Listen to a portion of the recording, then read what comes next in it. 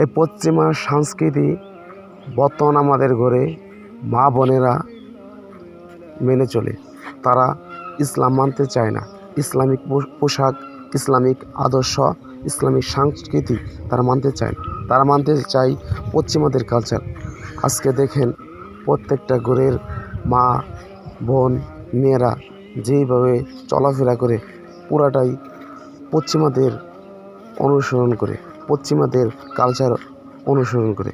আমি তাদেরকে বলতে চাই, তারা সেই জন্য আজকে আমাদের সমাজের এই অবস্থা।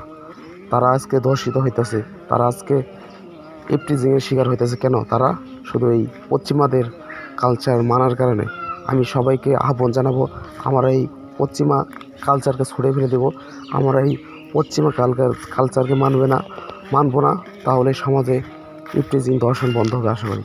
সবাই আমরা এই পশ্চিমা কালচারকে বাদ দিব, ইসলামিক আদর্শ, ইসলামিক পোশাক ব্যবহার করবো ইনশাআল্লাহ। ধন্যবাদ।